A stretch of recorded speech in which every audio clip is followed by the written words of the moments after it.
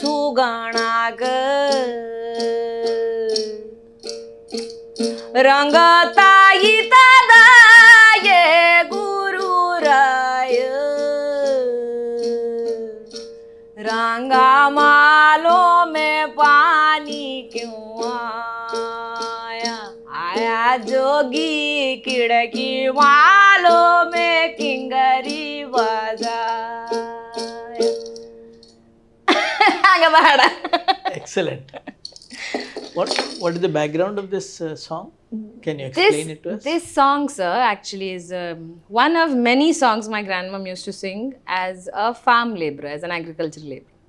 ಹೊಲ್ದಾಗ ಹಾಡ್ಕೋತಾ ಕೆಲಸ ಮಾಡ್ತಾರೆ. So this song has two different languages in it. It starts sounding like Kannada and then moves into something that sounds more Hindi like. So ಬಂದರ ಬರ ಹೇಳ್ರಿ, ಯಾರು ಬರ್ತಾರ? Invite anyone, everyone, whoever comes, welcome them. ಸುಂದರ ಸುಗುಣಾಕ ಈ this good moment, ಈ ಒಳ್ಳೆ ಅವಸರಕ್ಕೆ ಎಲ್ಲರಿಗೂ ಕರೀರಿ. Invite every one to this good moment.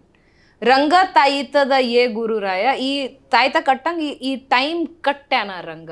Ranga has brought this moment together, made this moment happen. Then the song goes to but Ranga ಮಾಲೋ ಮೇ ಪಾನಿ ಕ್ಯೂ ಆಯಾ, ಎಲ್ಲ ಚಲೋ ನಡೀಲತ್ತದ, everything is going great, but why did it rain? So sometimes even in an agrarian landscape, rain becomes not an invitation of rain, but it's like, oh no, it's not raining. a welcome thing. It's not welcomed. So I think this song is about that. And when I used to hear this song, it used to always fascinate me about how non-Kannada our Kannada is.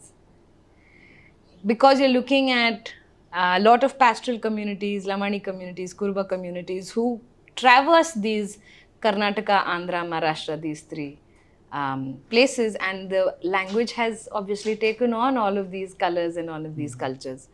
So quite often you used to find these songs allowing for language to transfer or evolve in such a way. And I think labor class women had that power to be able to tap into that basic functioning language and also build it as they worked together as people from diverse backgrounds, I guess. So ashtada. So interesting. Huh? See, what you're doing is quite a difficult thing. It's not a very easy thing with your background of education and everything. What motivated you into this type of a work? No? I didn't consciously choose this work, I would like to say. I think it was more of an instinctual movement. So I started off being a filmmaker. I studied filmmaking in Australia. So I came back and I did mostly films for KSDA. Okay. Agriculture Department. Maulyavardhane, Ragi Maulyavardhane, Mango Maulyavardhane. How do you value add to these products? So I used to mostly work with farmers, rural places, or this semi cottage industry kind of space. Hagga Madda, Nekarro. And doing 3 years of work with Samvada, just traveling the length and breadth of the state, I think I got, it wasn't like a fascination per se, but it was like getting to know deeper something that we have forgotten as urbaners. Okay. Our connection to the land, our connection to the season, our connection to the food that we grow, how we eat it, the politics that enters through the food. How have they navigated? Ignam, North Karnataka region, what does it stand for me? Agriculturally, it's a black soil region. We grow cotton, we grow togri, tur dal. And now you can see that the fact that we have realized we can just put a straw into the earth and take water out, everyone's growing sugarcane. ನಾವು ಸಕ್ರೆ ತಿಂತಿರ್ಲಿಲ್ಲ, ಈಗ ಸಕ್ರೆ ಅಂದರೆ ಎಲ್ಲ ಕಡೆ ಸಕ್ರೆ ಆಗೋದು. So I feel like the what I understood over time is that I needed to get closer to witnessing something, not just behind the camera, but I wanted to live it. Somewhere I think the camera only allowed me to be like a David Attenborough watching the chimpanzees. This is me and this is them. And slowly what happened is, I think while I was documenting folk songs, because all SHG is sari kelsa madri illa agriculture na kelsa madri, without women we can't cover any of these topics. And the minute women come into the scene, they sing for everything. ಇದು ಚೀಟಿ ಇಡ್ಲತ್ತಾರ, they is doing some savings, they have a book, they open the book, they will sing one song, they close the book, they sing another song, they go home and ದೀಪ ಹಚ್ಚಿದ್ರು one song. So that music, I felt like, I think you and I both and a lot of us have noticed slowly dwindling from that agrarian system. ಎಲ್ಲದಕ್ಕೂ ಹಾಡಿರ್ತಿತ್ತು. All those songs for all those activities have silenced, and the cell phone is what is heard over all of it. So I think it was my own need to kind of connect with what was lost, because my roots are in Bidar and Chitradurga, but my grandmother who lived with us, my father's mother, was from Bidar. So I think for me, she became Bidar for me because she was a part of Bidar living in Bangalore in our house. And slowly I just started tweaking my interest towards that music, started collecting that music, started singing that music, then started to figure out why I should or should not sing this music, who should sing it, how do we facilitate the people who are singing it to get a better space. So my project with Yalama was basically that 5 to almost 8 years now. We have looked at how Jogatis and Jogammas, the Devdasi community and the transgender community who are associated to gods like Huligamma, Renuka, all of these women, how do they sustain as a part of the community? How does the community sustain them? How do they uphold culturally all those myths and symbols that they're talking about? How do they embody it? What does it really mean to be the folk? I can sing a folk song, but I obviously am not a folk singer. I can only be inspired by something that I don't live.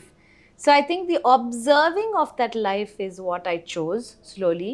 So from being in films, I've gone into theatre. From theatre, I've come back to documenting.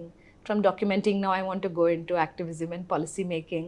But it's within this same space of song and labor and caste and gender. And it's fulfilling. I feel like I have grown closer to my own understanding of my own caste identity, community identity through the songs. Something that I would not have seen in a textbook. Something which was so much more harder to read in a big fat thesis of somebody. This is something that I'm learning through songs. One Urnaga, you go to a village, you collect the earliest, the oldest, eldest generation of women, the songs they give you, and the generation below them, it just gives you a timeline automatically. Yeah. I loved seeing how the same song has evolved over one generation, how Atti sings it differently, Sosi sings it differently, and when it's passed on, how does it keep molding? Because when we look at music today, it's something very tangible. This is the song, it begins here, it stops here, there is some guitar solo here. But the folk songs don't work like that.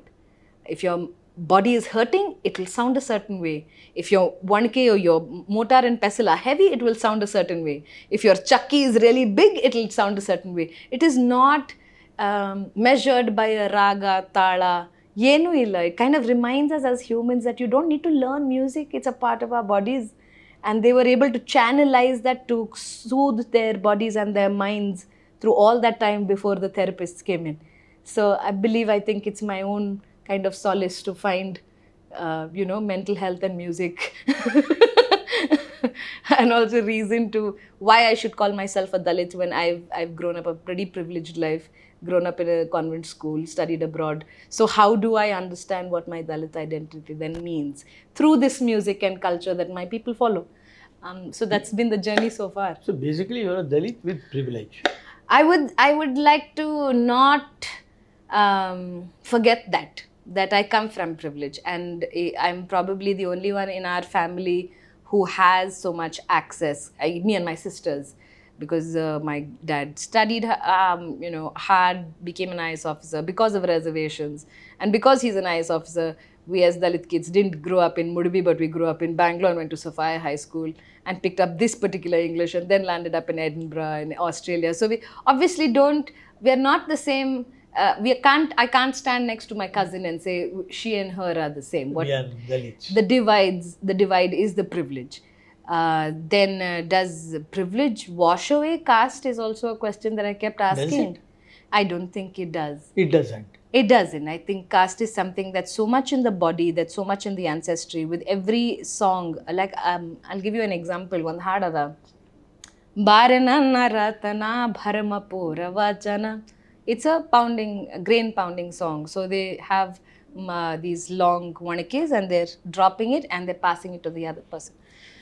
In that there is a line, Chengati hadili chendama inamara. Chengti another uru. There's a place called Chengti. There's a dargah over there. And so people from Mudbi would walk to Chengti. So it's about somewhere close to 9 hours to 6 to 9 hours based on how many people you're walking with. Yeah. And they are walking to Chengti mostly because they were Dalit people in this village where there was no access to temples. So they're going to Chengti. In that particular temple, there was access. Temple nagila, Sufi shrines. Sufi shrine. Because the conversion in our region did not happen by the hands of the kings. It happened because there was so much feudalism and casteism. So Dalit people turned to Sufi shrines. So alle kivi chuchadu, kudul taksadu, like all of these tonsure and ear piercing used to happen over there. So those became cultural hubs. So in the song, Chengti can be any place. But why are they marching to Chengti becomes clear to a person who is from that region. As a Dalit person singing it, they'll have a different relationship to it. Now Chengti gi yaake hogtidvi? Ili devasthanದಾಗ ಜಾಗ ಇರ್ತಿರ್ಲಿಲ್ಲ, ಅದಕ್ಕೆಲ್ಲ ಹೋಗ್ತಿದ್ವಿ, you know. And for me that became very interesting to see that the same song that I have been listening to since I opened my eyes, I think, those songs are now evolving to a social context, a geopolitical layout in which I can navigate because I know a little better now. Yeah. I'm not a disenfranchised Bangalore person walking in with my Crocs and my tripod and camera, trying to cover the rural. Cover them. Yeah. I'm just trying to cover myself with this information to see if I could live it. Na illandre nanu maga ಮಾಡ್ತಾನೆ hang.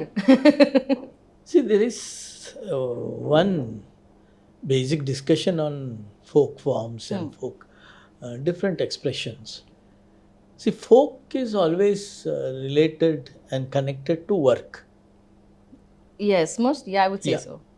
Any work, in the sense, if you take any of the field works, no? So when you plow, there is a song. When you transplant these seeds, there is a song. So folk is connected with work. So when now that work context itself is changed, how do you see folk happening?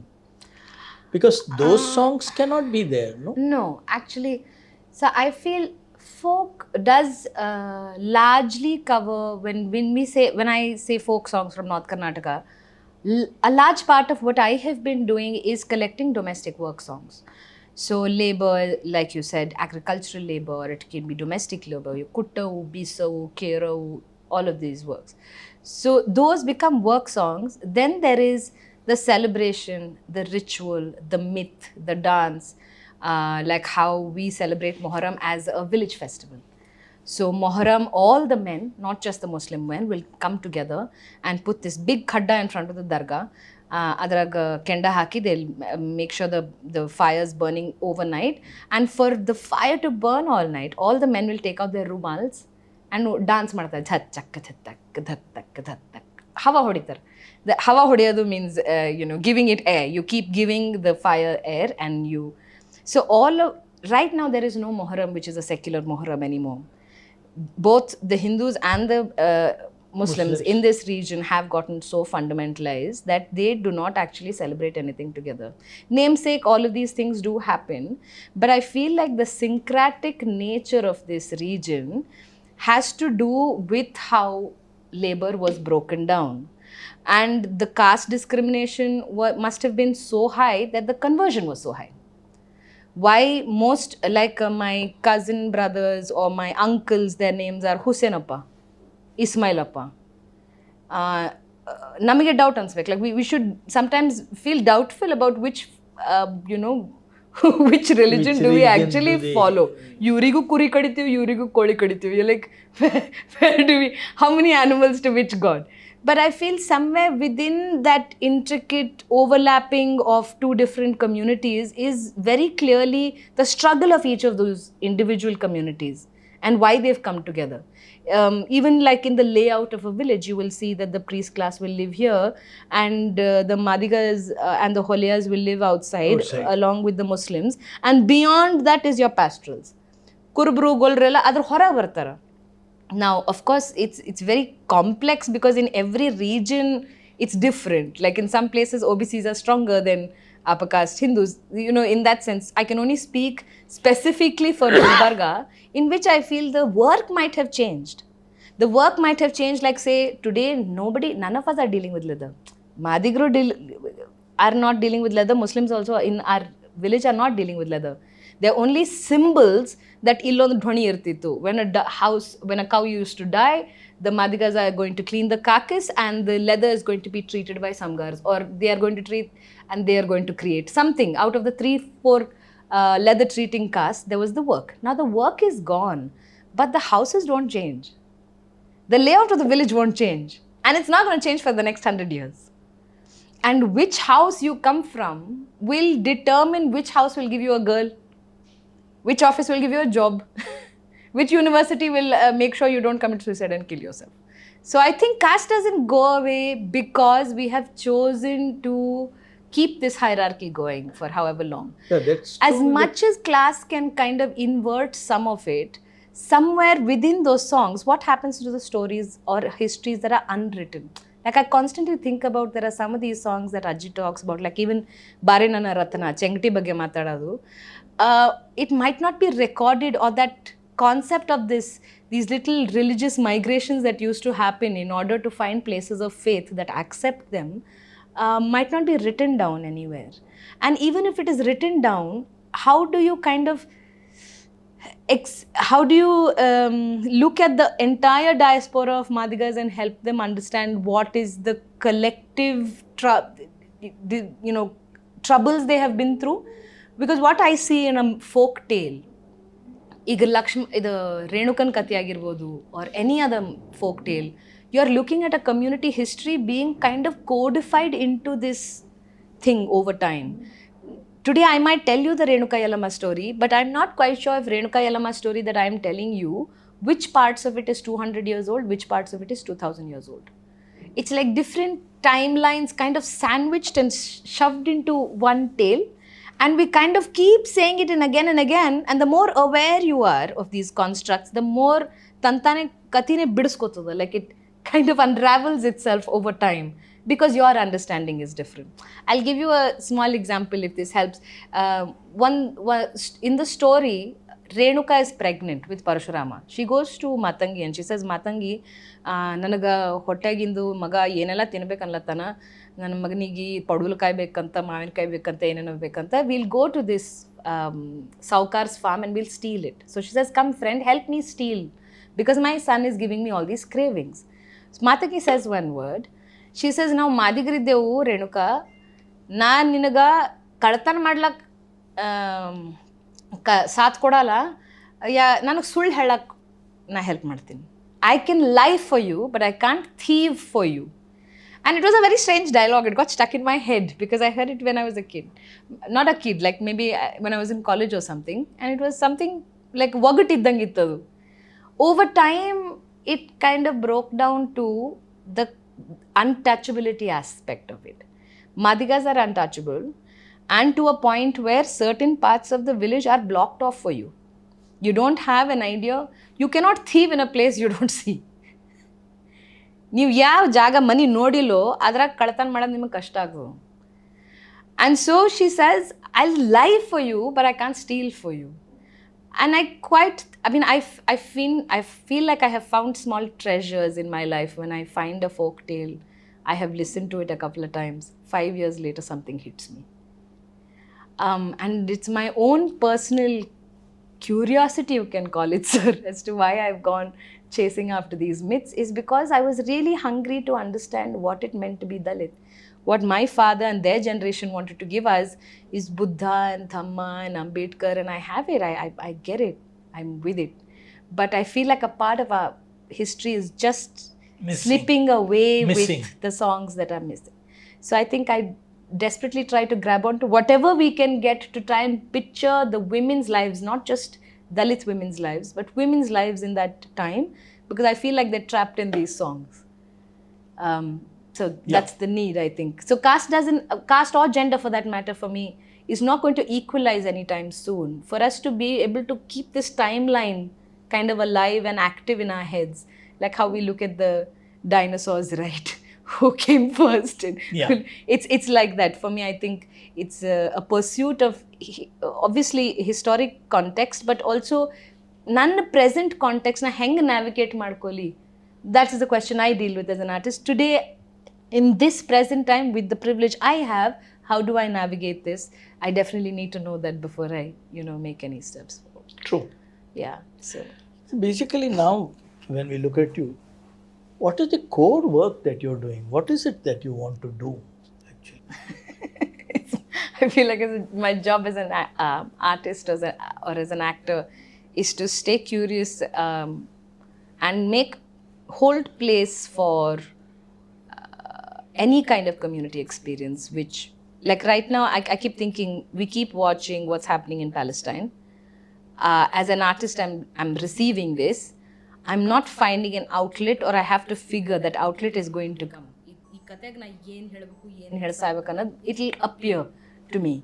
So, for someone who can read a paper and has a job, not as an artist, is an analyst, is going to read it, is going to probably feel bad, because most of us, I believe, have empathy, will feel bad and move on to it. I think as a job, as an artist, is to let it fester. Adu fungus agatana, adake kediki. You actually fully want to inform yourself and experience the pain. It. And then find a way to explain why I need to express this. And that, I think, is where I am. I'm trying to figure out, I have not been discriminated against as a Dalit person, at least not in the ways that my father or their ancestors have. I must understand what that pain was, because they were so ashamed of it, they wouldn't talk to me or pass on that shame. So how do we understand that shame to be able to reassert yourself with pride rather than shame? Like, how do we revert that, inverse that feeling? Like my grandmom, when we were younger, would say, "Alo gandasarig nambadu, nago hengsarig nambar." And this same woman, when I was older, at my wedding, I had a lot of my friends from Australia who had come, so we were all sitting, whole bunch of boys, and I'm sitting and laughing, and she would keep narrating that story to her friends. Madi dhina kaal mag ittukondu khat khat khat naglata mandi mund gandsur kuntiralla. And that is you changing this woman's paradigm over some 20 years by asserting yourselves in the way you want the world to be.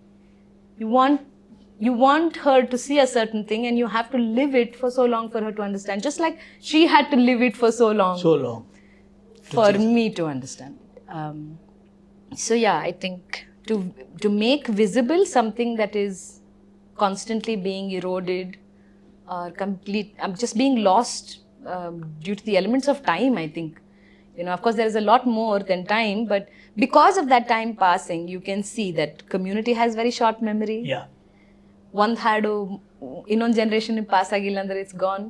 And now that you have a harvest machine and you don't have hantipada, so where will a hantipada go? If you have now you have a mixer, you can't sing over a mixer, so where will the chakki songs go? And if we are going to actively say, we're going to evolve this, we're going to take this chakki song and make it a, I don't know, moon circles, like Bangalore women do tarot cards and moon circles. So I'm like, you halivu hosadu mix agboda? Yar mix madbeku? Who should benefit from it? If there is money being made, who is making of it? If I ask you, if there was a t-shirt with a Toda print on it, but there is basically a Gujarati Marwadi person making money off it, it does become about a caste and class thing to ask, where is this print coming from? What is that community's livelihood like? And what is your livelihood like? And why are you taking without giving, without, I don't like to be a watchman, but I think that's what I'm turning out to be. I think that's what's going to happen. I was just trying to see, you have been in this field for quite some time now, more than 8 years. So in these 8 to 10 years, what do you see as your achievement? Not from others' point of view, from your personal point of view. What do you see as That's a really you have tough been question. achieved this? I just feel lucky I have survived as an artist without taking people's money or they're looking for their attestation. You can be seen Just as for your arrogant performance? sometimes. I mostly earn through performance. I have not gone down the academic road towards research. And I've not thought about it seriously to go down the academic way of research, because I don't think anything that I have to learn is in a classroom anywhere. I have to be amongst the women who I call my, Purvajren. I have to be with them, and they will teach me what's missing. Nothing. I don't need a mentor to do that. Definitely don't need a man to tell me how to study my women. So I think with that in mind, I feel that is not my field. My field is somewhere in between this, living this life as a Madiga person, probably reclaiming leather, probably having an instrument shop one day. Chaudki Shruti halgi mada dukan idbekanತೀನಿ. Being proud of where we come from is a part of it. But as in, I don't see if I've achieved anything. I feel like I'm still halfway through getting somewhere. Kaal kai hodilatin. Like sometimes the visual is that I'm swimming really hard with no swimming technique. That's the visual I get. But I enjoy my struggles because I feel I come from a house that ivattu show sikkila munde 3 ತಿಂಗಳ show sikkila mani bhadigi rent ಕೊಡ್ತಾರೆ daddy.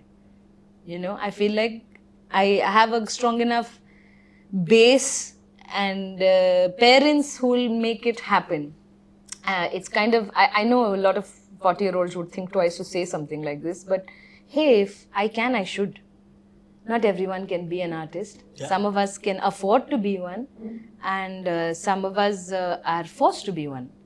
And luckily, I have not been forced to be one. My parents constantly, like I had to constantly give them this idea, illa chaudki shruti hidadana jogti agalatila. Like, I know you're so ashamed to see this in my hand, but we will do something. I will stick to it. It's got to mean more than a busking instrument in the hands of a prostitute. It's got to mean more than that for you and for me. Because there's histories of the thousands and hundreds of women who won't be written. Na durbin hudkond hudukduru avaru sigal nanaga. But I feel like this symbolically means that I'm giving thanks to all of them. And making sure we kind of visualize what their lives were like and what their contributions were like. Like this idea I've had, now one music video madbekanatini one Sulekeridag. To find the biggest Sulekere in North Karnataka region and do like a live performance there. Have all our jogatis come with our chaudkis and create like a ruckus, like make music to make people dance. Because those are the places that sustain, if water can sustain. That means there's a woman who made that water happen, and she did not come from the conventional, stereotypical married background, not a Savarna woman. Who was there, wooing the king on one hand and building life-saving systems in the other. And I think these will be interesting to go after. So if it's achievement, more than achievement, I think I've been very lucky to have existed as an artist without having taken funds from, a corporate or an even APU or ಯಾರ ಬಲ್ಲೂ ದುಡ್ಡು ತಗೊಳ್ಳದೆ ಹೆಂಗೋ ನನ್ನ ಕೆಲಸ ಸಣ್ಣದು ಮಾಡ್ಕೊಂಡು ಹೋಗಿನಿ, and that is the achievement I feel. Definitely. I think today, if you look at different people take funds. Yeah, they take funds. They can't survive without funds. So if you are surviving without funds, definitely it's something to be celebrated. And to find what that is, like living in Bangalore, I would have never been able to do it. That's true. 50,000 rupees rent? Yes. Forget it. Not happened. Kalburgi, 12,000 rupees rent? Possible. If I had to fixate on doing a bowl, like a lot of even Bangalore artists are into bowl music or Kabir music. Yeah. I'm like, nam pura Karnatakadag yaru ee message kodorilen. Why aren't we digging into our own spaces? Yes. Why do I need to hear a Kannadiga person sing Kabir? What sense does that make? Why am I appropriating somebody else's where there is so much of mine, which is literally lying around in trash right now? That is basically because they don't see these things as theirs. I feel like there's a lot of caste guilt also. I feel like a lot of Savarnas are going through this, where there is so much guilt about what their ancestors did. They are not able to make peace with it. So within their communities, reform kina pick up a concept of reform from somewhere which else. is neutral. And we will play left by using this. That's how. Just one more question. Yes, sir. So, what do you think your greatest challenges are? To live in Kalburgi, I mean, it's extremely casteist. More than casteist, what I find difficult is it's extremely misogynistic. ನನಗೆ ಗಂಡಸರು ಕಣ್ಣು ಎತ್ತಿ ಮಾತಾಡಲ್ಲ, so I find it difficult to get even workers to come home and take me seriously as a woman. So I feel surviving in Gulbarga, finding some amount of social power to say I belong in this town.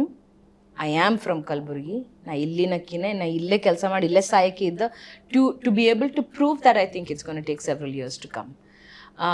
That I think is one of my biggest challenges. The other challenge I see is to be or not to be. Is it for me it's always made sense to do small. ಸಣ್ಣದು ಮಾಡ್ರಿ, ಚಲೋ ಮಾಡ್ರಿ, ನಿಮ್ಮ ಜಾಗದಾಗ ನೀವು ಮಾಡ್ರಿ. Like I'm not very good at making these big collaborations and writing these big grants for a lot of money, because I never assume I know the outcome of something I'm going into. I go into it with just instinct and blind faith that this is where it's leading me and this is the right thing to do. So to be or not to be means that, like, should I look at this conventional artist scope of do this grant, do this residency, get this certification, be backed by so and so and have these logos on your head and then you're good? Is that the way to go for me to sustain, to think of legacy? Or is it good to say, ನೀವು ಯಾರು ನೋಡಿಲ್ಲ ಅಂದ್ರು that's fine. None of y'all see what I'm doing, it's fine. I'm going to sit, eat organic eggs from the chicken that I will grow. I will do my work in my house and be happy. That's my challenge, to pick these two worlds, because they're equally good. I don't want to judge either of these options. But seems like with fuel maxing out in 10 years and AI being at its peak in 20 years, the own murgi, own khana like feels... It will be a luxury. Yeah. And you're invited. One more COVID and I will house 500 of you all. I mean, that really, COVID did that, sir. I think, honestly speaking, I think two things that have changed over the last 10 years in my life drastically is Vemula's suicide and COVID. Yes. Those two things have drastically changed how I see the world, how I see myself. Na yak madbeki kelsa annadu. Ivu ಎರಡು moments na yellow, they've opened up themselves. I haven't consciously chosen to be here. If people hated what I'm doing, I always take it as a positive, saying I'm doing something right. Someone's getting upset. Yeah. That's what Subvert. That's what Brecht said, no? That 50% of the people will like me and 50% of the people will hate me. Yeah. If everybody likes me, then I have to doubt myself. Yes. Am I doing right? Yes. So it looks like I haven't got too much support, which is also a good thing. Yeah. I've got healthy number of trolls who tell me I must die soon, which is also a good thing. Fine. So that's very it. nice speaking to you. Thank you, sir. All the best for Thank your you life. so much. Very good. Thank It is. So, shall we close with a... Yes, another song? Yes. Of course. This is a song that I love from this particular project. Ivat Sankal Hadlatini. Devkamma Saidapur. She's a Kurbati woman who gave us like maybe 16 songs in one sitting. Oh. Just some voices, really, you feel like you have found a Lata Mangeshkar making rasam in her kitchen. Like you wonder how this happened.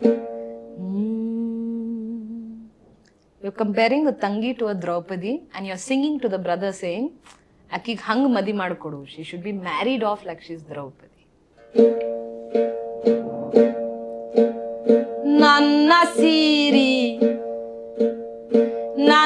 Siri hasara haladi gira gira jaratari